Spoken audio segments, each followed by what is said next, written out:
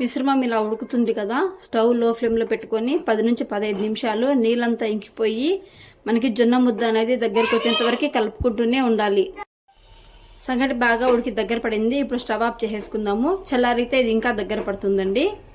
బౌల్లోకి సర్వ్ చేసుకుందాం. వేడి వేడి జొన్న సంగటి రెడీ. ఇప్పుడు పొటాటో స్పినాచ్ కర్రీ ఎలా చేయాలో చూద్దాం. స్పినాచ్ ఆలు కర్రీ చేసుకోవడానికి ముందుగా ఆలూస్ ని ఇలా కట్ చేసుకొని పీల్ ఆఫ్ చేసుకొని బాయిల్ చేసి పెట్టుకోవాలి.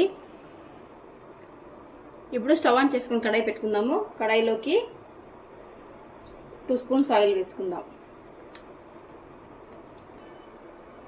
ఆయిల్ వేడెక్కింది. ఆయిల్లోకి కొంచెం ఆవాలు అలాగే కొంచెం జీలకర్ర వేసుకుందాం.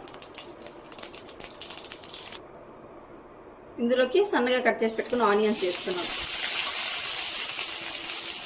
ఆనియన్స్ బ్రౌన్ అయ్యేంత వరకు బాగా వేయించుకోవాలి.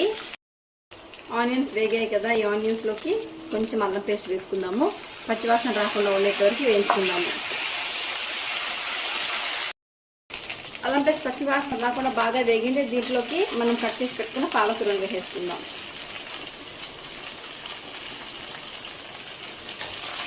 పాలకూర మెత్తబడేంత వరకు లో ఫ్లేమ్లో పెట్టుకొని కలుపుకుంటూ బాగా వేయించుకోవాలి. పాలకూర వేగింది కదా, ఈ పాలకూరలోకి రుచికి సరిపడా సాల్ట్ వేసుకుందాము. అలాగే ఒక చిటికెడు పసుపుని వేసుకుందాం. ఒకసారి బాగా మిక్స్ చేసుకుందాము.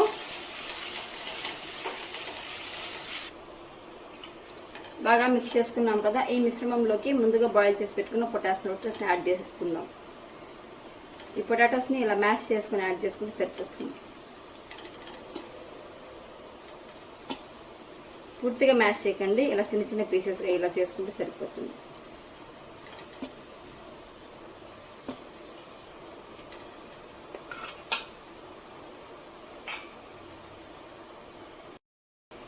పాలకూరని ఆలుని బాగా మిక్స్ చేసుకుని ఒక 3 నుంచి 5 నిమిషాలు మూత పెట్టేసుకొని కుక్ చేసేసుకుందాము. పాలక్ ఆలు రెండు బాగా వేగిపోయాయి.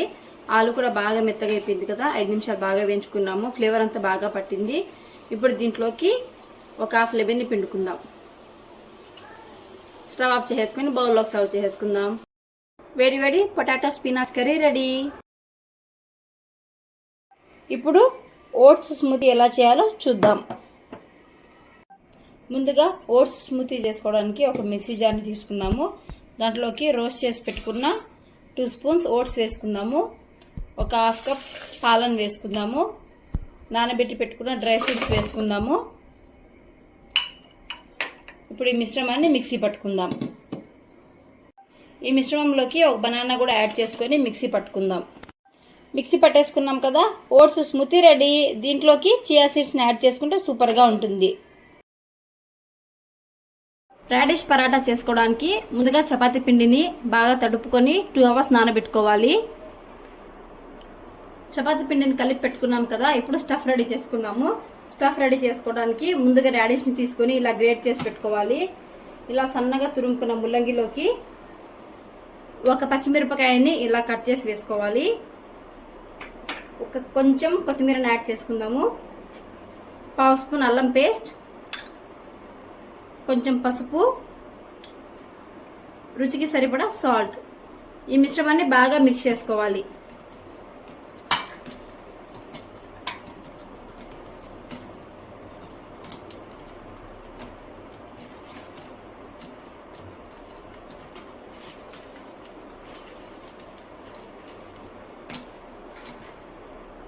స్టఫ్ రెడీ అయింది కదా, ఇప్పుడు పరాటా చేసుకుందాం. ముందుగా పరాటా చేసుకోవడానికి చపాతీ పిండిని తీసుకుందాము. ఇలా రోల్ చేసుకొని ఇలా 2 పక్కల పొడిని వేసుకుందాము. చూడండి, ఇలా కప్ లాగా చేసుకున్న తర్వాత దీంట్లోకి రాడిష్ ఉంది కదా, ఈ రాడిష్ ఫిల్లింగ్ని యాడ్ చేసుకుందాము. ఇప్పుడు దీన్ని ఇలా క్లోజ్ చేసుకోవాలి. ఇలా క్లోజ్ చేసుకున్నాం కదా, ఇప్పుడు ఈ రోల్ని చపాతీలా ప్రెస్ చేసుకుందాం.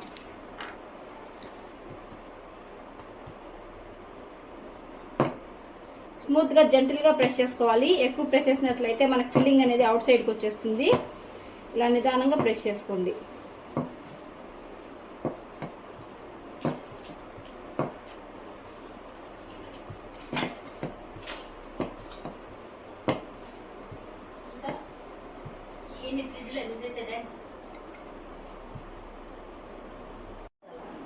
ఇలా రుద్దుకున్నాం కదా, ఈ పరాటాని ఒక ప్లేట్లో పెట్టేసుకుందాం.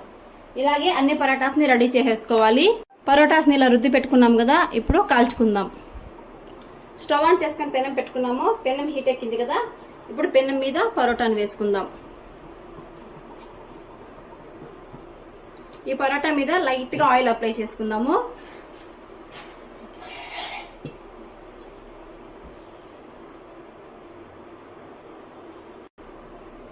పరోటా వన్ సైడ్ బాగా కాలింది, ఇంకో సైడ్ ఫ్లిప్ చేసుకుందాం. ఇంకో సైడ్ కూడా లైట్ గా ఆయిల్ అప్లై చేసుకుందాము. ఇలా రెండు పక్కల తిప్పుకుంటూ పరోటాని కాల్చుకోవాలి. పరోటా రెండు పక్కల బాగా కాలింది, ప్లేట్లో సర్వ్ చేసుకుందాం. వేడి వేడి రాడిష్ పరాటా రెడీ.